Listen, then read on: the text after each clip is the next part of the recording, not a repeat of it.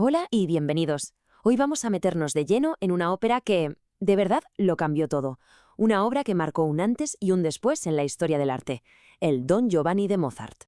Fijaos en esta frase, porque es la tesis central de todo nuestro análisis.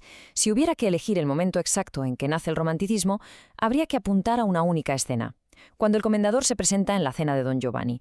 Ojo que esta es una afirmación bastante atrevida, ¿no? Pues vamos a ver por qué tiene tanto sentido. Así que, este es nuestro plan. Primero, entenderemos por qué esta ópera es un punto de inflexión. Después, veremos cómo la propia obertura ya nos cuenta el final. Nos meteremos en la trama, en su comedia engañosa, para luego llegar al clímax, a esa escena que lo cambia todo. Y terminaremos explorando el enorme legado que dejó su protagonista. Aquí empieza lo interesante. Con Don Giovanni, Mozart de alguna manera rompe la baraja de la Ilustración. Se olvida de los finales ordenaditos y felices y nos presenta un mundo mucho más oscuro, ambiguo y, sinceramente, terrorífico. Y es que durante casi toda la obra, Don Giovanni parece una comedia de enredos, una de tantas. Todo apunta a que acabará con una reconciliación y una moraleja, pero de repente, ¡zas!, hay un giro de 180 grados. El ambiente se vuelve infernal, sarcástico y profundamente desafiante. Se inaugura un mundo de extremos que va a definir el primer romanticismo. Y lo más curioso es que Mozart no nos lo esconde. De hecho, nos avisa de lo que va a pasar desde el mismísimo principio, desde los primeros compases. La obertura arranca con unos acordes pesadísimos, lentos, que suenan a destino inevitable. Bueno, pues no es casualidad. Quédense con esa música, porque es exactamente el mismo tema que sonará al final de la ópera, cuando aparezca la estatua de piedra del comendador. La música, aquí, es literalmente el destino. Y por si fuera poco, Mozart utiliza en el bajo una figura musical muy específica, el llamado passus duriusculus. ¿Y qué es esto? Pues para que nos entendamos, era un recurso que se usaba en la época para representar el dolor más extremo y un destino del que es imposible escapar. Es su forma de decirnos desde el minuto uno, ojo, que esto va a acabar mal. Venga, vamos a la trama, porque aquí es donde Mozart juega al despiste de una forma absolutamente magistral. Nos envuelve en lo que parece una historia casi divertida. La ópera no se anda con rodeos. Empieza con una brutalidad tremenda. El protagonista, el libertino Don Giovanni, intenta forzar a una mujer, doña Ana. Su padre, el comendador, sale a defenderla y Don Giovanni lo mata en un duelo. Así, sin más. Y a partir de ahí, doña Ana y su prometido, Don Ottavio, juran venganza. Pero justo después de esta escena tan oscura, cambio de tercio total. El tono se vuelve cómico y se nos presenta la verdadera escala de las hazañas de Don Giovanni. Y todo empieza con este número, que pertenece a una de las arias más famosas de la historia de la ópera. Su criado, Leporello, le lee esta lista a una antigua amante a la que Don Giovanni ha abandonado, Donna Elvira, y lo hace para demostrarle que ella es solo una más. La lista es increíble, 640 en Italia, 231 en Alemania. Pero es que en España, 1003. Una auténtica locura. Y claro, este torbellino de personaje deja un rastro de caos, sobre todo en la vida de las tres protagonistas femeninas. Está doña Ana, que busca vengar a su padre, doña Elvira, que se debate entre el amor que aún siente y el odio por el abandono, y Zerlina, una campesina a la que intenta seducir el mismísimo día de su boda. Y después de toda esta comedia de enredos, de disfraces y de seducciones, la historia da un giro radical hacia lo sobrenatural.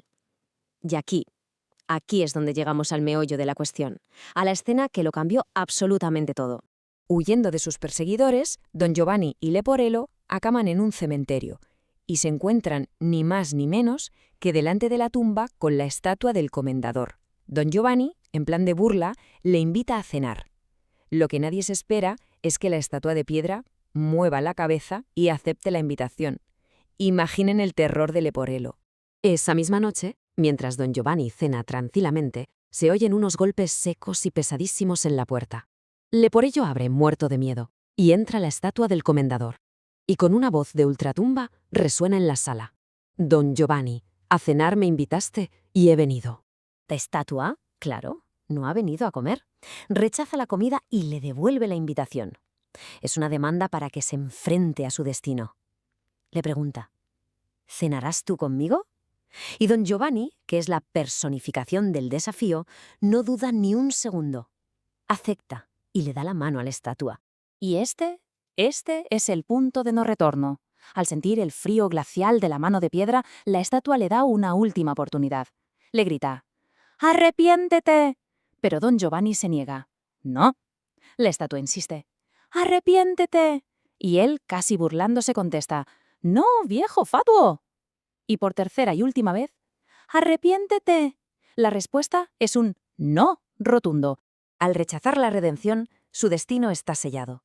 El suelo se abre, un gordo demonio surge de las llamas, y don Giovanni es arrastrado al infierno.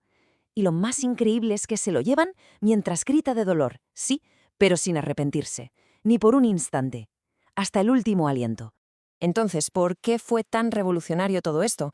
Pues porque este final no solo impactó al público de la época, es que, sin saberlo, estaba creando el arquetipo de un nuevo tipo de héroe artístico. Verán, en el teatro clásico existía una regla llamada anagnórisis, que básicamente significa que el personaje aprende una lección, pasa de la ignorancia al conocimiento. Bueno, pues don Giovanni se salta esto a la torera. Él no aprende nada, no cambia, no se arrepiente de nada. Y esta firmeza en su propia maldad es lo que fascinó por completo a los románticos. De hecho, fue tan potente esta imagen de un individuo desafiante y oscuro que después de ver la ópera, el mismísimo Goethe se sintió inspirado para revisar su obra maestra, Fausto, y darle a su protagonista una rebeldía todavía mayor. Casi nada. Pero la cosa se pone todavía más extraña, porque después de esta escena infernal, ¿saben cómo termina la ópera?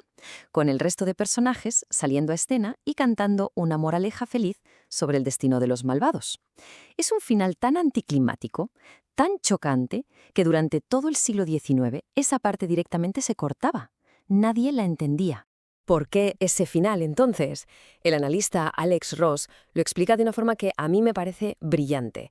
Es como si Mozart se encogiera de hombros y nos dijera, mirad, yo solo soy el compositor, yo no tengo las respuestas, la vida continúa. Nos deja con una sensación de ironía, de ambigüedad, y eso es un rasgo totalmente distintivo de la nueva era romántica que él mismo ayudó a crear. Y esa es la gran pregunta que nos deja esta obra maestra. En plena era de la razón con mayúsculas, ¿cuál es el atractivo de un héroe que abraza su propia condenación sin pensárselo dos veces? Un misterio que, más de 200 años después, sigue resonando con una fuerza increíble.